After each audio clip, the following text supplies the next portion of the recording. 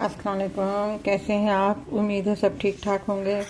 आज हम बना रहे हैं chicken with spring onions. Chicken लिया है, ये हाफ प्याली से कम है और इसके इस तरीके से बिल्कुल पतले पतले से, इस तरीके से चौड़े चौड़े से, मतलब जूलियन कटिंग ही है। बहुत पतले पतले से स्लाइस इसके कर लिए हैं। शिमला मिर्च ये है जो हमने बारीक बारीक जूलियन कटिंग करके रखी है।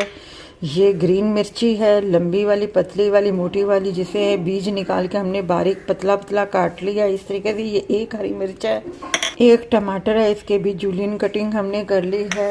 ये स्प्रिंग ऑनियन है जिसके पार्ट्स ग्रीन जो हमने इस तरीके से काट लिए हैं। हाफ प्याज है जिसे हमने इस तरीके से काट लिया है। और ये इसी स्प्रिंग ऑनियन का आगे वाला पार्ट्स है जिसे हमने इस तरीके से बारीक बारीक थोड़ा सा काट लिया है। पहले चिकन को मैरिनेट करते हैं, ये अपना इसको करते हैं। इसके लिए हमने ये एक लहसुन लिया जो बारीक इस तरीके से हमने चॉप कर लिया है। हाफ टी से भी कम जो है हमने सोया सॉस इसमें शामिल करेंगे। जरा सा ये नमक, क्वार्टर से भी कम नमक शामिल करेंगे। पेपर क्वार्टर से भी कम है जो हम इसमें शामिल करेंगे। थोड़ी देर के लिए रख देंगे। इसमें मैंने थोड़ा सा ये 2 स्पून के बराबर ये मैंने सोया सॉस डाल दिया है। का सा ये नमक शामिल कर रही हूँ। ये ब्राउन शुगर जो है वो इस्तेमाल कर रही हूँ, हाफ टी के बराबर है जो मैंने इसमें शामिल कर दी है।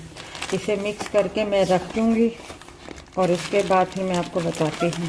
कढ़ाई में जो है ये ज़रा सा ऑलिव ऑयल जो है शामिल कर रहे हैं, 1 टी के बराबर। अब इसे 2-4 मिनट के लिए हम पकाएंगे, उसके बाद हम इसे उतार लेंगे। अब हम इसमें ज़रा सा और ऑयल डालेंगे।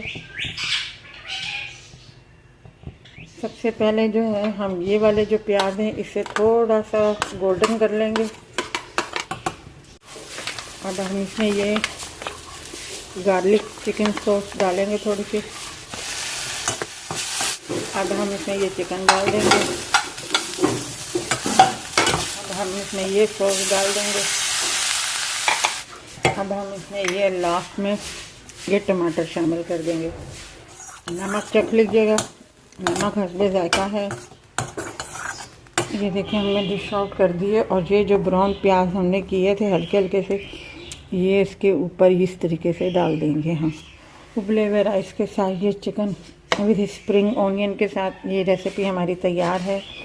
अगर आपको ये रेसिपी अच्छी लगी हो तो हमारे चैनल को सब्सक्राइब कीजिएगा, लाइक कीजिएगा, शेयर कीजिएगा और अपना ख्याल रखिएगा।